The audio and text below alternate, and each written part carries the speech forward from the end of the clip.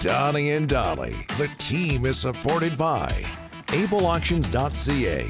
Closing your business? We can help.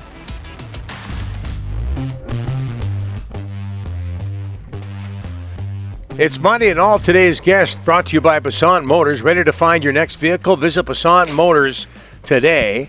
To experience the difference for yourself, the friendly team looks forward to helping you drive home in the perfect vehicle for your needs and budget.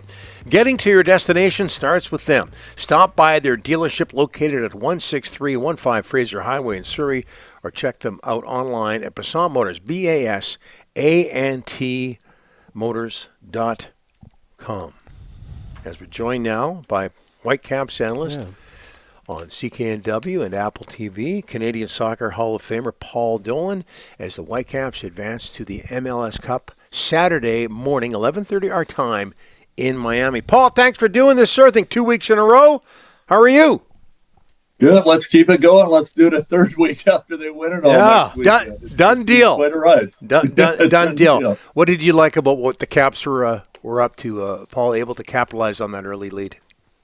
The easier question is, what didn't I like? Because that would be nothing. I liked everything. And what I liked especially was that they did it from not minute one, but second one, like right from the kickoff. You know, we spoke to Jesper Sorensen ahead of the game, and the thing that he wanted most was to be active and not reactive. Meaning, even though you're going into the opponent's barn, you are pressing the issue right from the front. You can see this early goal at 7 minutes in. And then Brian White, a part of that one, obviously scores the third one just before the half. But then the second one, too, just 3 minutes later. So it was right out of the gate. And the Whitecaps were so aggressive. And I think the ultimate, this goal especially, created from a counter press. That was the key to this entire game, is to not let the San Diego midfield get control of the ball, dominate the game. In fact, it was the opposite. The Whitecaps, as I say, even away from home, wanted to be ball dominant, wanted to be proactive. And in the counter press, if they give the ball away in the San Diego half, rather than getting bodies behind the ball and sitting back and allowing San Diego to control the ball, they just kept pressing the issue every time. So they give a ball away on the first goal in possession. But Andres Kubis, as he's done so often in these playoffs, he's playing out of his skin right now. Pressures the man on the ball to win the ball back. He's part of the 1-2 that creates that first goal for Brian White. And they're absolutely on their way because they have the upper hand. That first goal is so critical. 20 games now that the Whitecaps have played where they've scored first this year. And at every single one of them, they haven't lost yet. So that to me was the game in a nutshell. I don't want to say it was 1 in 10 minutes because there's ebbs and flows throughout every game, but the cast had been the die had been cast at that point, and it was all Whitecaps from there. 2 assists for Ali Ahmed. I thought he was spectacular. What did you think? Phenomenal. You get him one-on-one, and that is his strength. And I asked Ali Ahmed in the radio, we did the CKNW broadcast of the game, and I asked Ali Ahmed, I said, have you given Ian Pelcher his shorts back yet? Because he put him in the rinse cycle. He ran him in circles down that left touch line. And obviously you saw it in the highlights there as he sets up Brian White. And when you get him one-on-one, I don't think there's a better dribbler in the league at feigning one way and then going the other and then leaving the defender in the dust. So continue to get him on the ball. And then he was rewarded too, even though here it is here. He puts him into the, he sits him down, and then beautiful cross again to Brian White, who just, scored both his goals from 1 yard out. He gets into those positions, but it's all because of the good work of Ali Ahmed down the left-hand side. And you know what else he did really well too, Donnie, was that, as all the players do on the Whitecaps, when they're not in possession, they pressure, and if they get beaten, they're back to defend as well. So both sides of the ball, he was really strong. Hey, Paul, the big lead enabled them to take Müller out. He's not 100%. It looked like he did something in the LAFC game. Was it good to get him a rest before the final? Oh, for sure. And we all kind of saw it right near the end of the game against LAFC. Seemed to kind of put his hand around his hammy. He was effective, as he always is, maybe more so in this game as a leader rather than a football player, right? Like there were times when he was good on the ball, of course, but there's also a time when he gave the ball away near the edge of the area, and it led to one of San Diego's very, very few counterattacks because the Whitecaps were so good in that counter press, as I mentioned, that there weren't times very often in the game where San Diego got out into the open space going the other way, but that was one of them.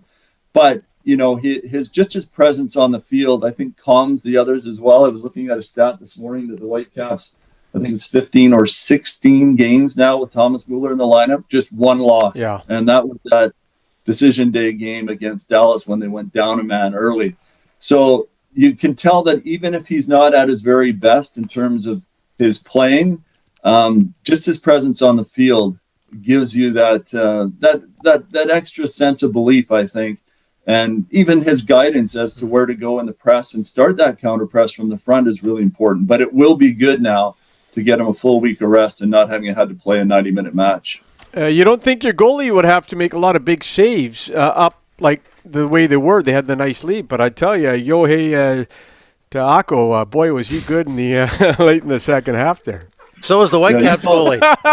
Hey, I gave it a shot. Paul. I gave it a shot. You call him what you like, Ricky. We call him the big GK, right? He's a big keeper. But Yohei was good as he always was. And we always say about the goalkeeper, when I was doing the goalkeeper coaching, good goalkeepers make critical saves in critical moments during the game. Yes. You're up 3-1, and he makes an incredible save off Manu Duo, a headed ball with lots of power on it going into the corner, full stretch save there. And then right at the death as well. And remember, Son for LAFC scored in stoppage time to tie the game previously. So if he hadn't made those two saves, you just wonder what the mindset of Vancouver is, having blown a 3-0 lead. So those were really big saves. And again, and we spoke about this last week before the game, is the build out from the back. You watch that second goal, or maybe it's the third goal that the Whitecaps score. It starts with him again in possession, calmly finding a player down the flank. And then Vancouver builds from there. Quick switch from Kubas to the far side. That's where Ali Ahmed goes at the defender, puts him down, and caps up 3-0. So he's as good defensively as he is offensively, believe it or not, for a goalkeeper, but he was big again on this game. Much like the Whitecaps, Miami has upgraded its roster since the last time they met. Caps 2-0 against them this year. But just watching that game against New York, they're a chippy team, and they try to intimidate the officials. There's a lot of edge there, a lot going on. What do you expect from that side Saturday in Florida? Well, you'll like this one, Donnie, as a reference to, I think, Rick, you were there back in '79. But remember how the Whitecaps, the villain was the New York Cosmos. Yeah. And there's so many parallels here in that everyone hated the Cosmos because they were the super team. They were the team that money had built. They were the team that the league seemed to favor, right? It's not the reality, but they're the ones getting all the press and all the rest of it. And we're the village of Vancouver. And that's the mindset, I think, going in for the Whitecap players. But you're right, Don. I mean, they're always yapping. Even their star player, Lionel Messi, had a long conversation with Maxi Morales of New York City. And they expect to win. And they're an outstanding team. But they're the perfect villain, I think, for the Whitecaps, who have done really well against them this year. You do make a good point, though, is that both these teams have changed since that 5-1 aggregate victory for Vancouver in the two legs of the CONCACAF Champions Cup. So I feel like you can almost throw that out the window, although the Whitecaps coming in without a Thomas Müller and beating Miami, having gone down a goal in Miami and then come back to beat them there. I think that's good for their mindset to know that they can go into that type of place against the quality of players that they have there and still come out with a result. But I think it's going to be a battle for the ages. A lot of people thinking this could be the best MLS Cup ever in terms of the quality of the player. Yeah. You were 13 in 1979, right? Good math. Mm-hmm. What do you remember? Well, what an impressionable time too, right? For a young sports fan at that time. I was such a big Whitecap fan at the time, and obviously went to the parade. Lived and died by every move. Derek Posse scoring the chip goal over Hubert Birkenmeyer in the semifinal. It was almost like the semifinal in that situation was bigger than the final, beating the Cosmos, as I say.